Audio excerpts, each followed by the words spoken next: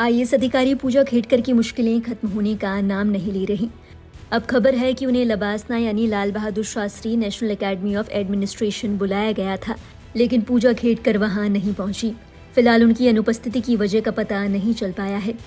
बता दें, हाल ही में पूजा खेडकर के खिलाफ यूपीएससी ने भी एफआईआर दर्ज कराई थी। मीडिया रिपोर्ट्स की माने तो डॉक्टर पूजा खेडकर को मंगलवार को मसूरी में लबासना पहुंचना था, लेकिन वो वहां नहीं पहुंची।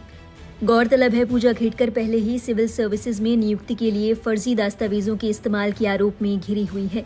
उनके खिलाफ जांच भी जारी है। प्रधानमंत्री कार्यालय भी इस मामले में संज्ञान ले चुका है। 16 जुलाई को लबासना ने पूजा खेडकर की ट्रेनिंग पर रोक लगा दी थी। साथ ही उन्हें 23 जुलाई को एकेडमी पहुंचने के लिए कहा गया था। डीओपीटी की तरफ से महाराष्ट्र सरकार को लिखे गए पत्र में कहा गया था कि आगे की कार्रवाई के लिए 2023 बैच की आईएएस पूजा खेडकर को वापस एकेडमी बुलाए जाने का फैसला लिया गया है। एक प्राइवेट मीडिया रिपोर्ट के हवाले से ये बताया गया है कि यूपीएससी यानी संघ लोक सेवा आयोग की तरफ से एफआईआर दर्ज कराए जाने के बाद पूजा खेडकर संपर्क से बाहर है। आरोप है कि उन्होंने परीक्षा में शामिल होने के लिए कई बार फर्जी दस्तावेजों का सहारा लिया। इसी के साथ यूपीएससी ने उनका चयन रद्द करने के लिए शो कॉज नोटिस भी जारी कर दिया है। अगर कार्रवाई होती है तो पूजा खेडकर भविष्य में किसी भी परीक्षा में शामिल नहीं हो सकेंगी। फिलहाल दिल्ली पुलिस ने केस दर्ज करने के बाद जांच शुरू कर दी है। इस मामले में पुलिस ने बताया कि यूपीएससी ने दिल्ली पुलिस में पूजा मनोरमा दिलीप खेडकर के खिलाफ यूपीएससी परीक्षाओं में अतिरिक्त प्रयास हासिल करने के लिए गलत तथ्य पेश करने के लिए शिकायत दर्ज कराई है। पुलिस ने कहा कि कानूनी संबंधित धाराओं के तहत केस दर्ज कर लिया गया है और क्राइम ब्रांच ने इसकी जांच शुरू कर दी है।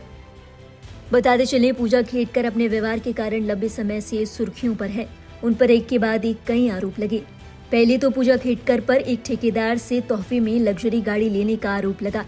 इसके बाद खबर थी कि पूजा खेडकर उस गाड़ी पर लाल और नीली बत्ती लगाकर पूरे शहर में घूमा करती थी। पूजा खेडकर की गाड़ी पर उनके नाम से कई चालान भी पेंडिंग है। इसके बाद खबर मिली कि पूजा खेडकर ने अपनी नियुक्ति के लिए फर्जी विकलांगता प्रमाण पत्र का सहारा लिया था। पूजा खेडकर ने अर्जी लगाई थी कि दिव्यांग होने के कारण उन्हें एसटी/एससी कैटेगरी से भी ज्यादा मुश्किलों का सामना करना पड़ता है। ऐसे में वो भी विशेष लाभ की हकदार हैं। नियुक्ति के बाद पूजा खेडकर को कई बार फिजिकल चेकअप के लिए बुलाया गया, लेकिन हर बार उन्होंने कुछ बहाना बनाया और वो चेकअप को टालती रही। इसके बाद उन्होंने अपनी नियुक्ति के लिए एक प्राइवेट लैब की रिपोर्ट का सहारा लिया। हालांकि यूपीएससी की ओर से इसे पहली नजर में रद्द कर दिया गया था, लेकिन बाद में पूजा खेडकर की इस रिपोर्ट को एक्सेप्ट कर लिया गया था। इसके बाद पूजा खेडकर की नियुक्ति महाराष्ट्र के पुणे में की गई थी। बताया जाता है कि बतौर आईएएस ट्रेनी नियुक्त हुई पूजा खेडकर के नखरे किसी बड़े आईएएस अधिकारी से कम नहीं थे। उन्होंने नियुक्ति के बाद से ही अपने लिए एक अलग गाड़ी, कांस्टेबल और घर की मांग की। खबर ये भी है कि अपनी बेटी की मांगों को पूरा करने के लिए पूजा खेडकर के पिता दिलीप खेडकर ने अपने ओहदे का इस्तेमाल करते हुए अफसरों पर दबाव बनाया।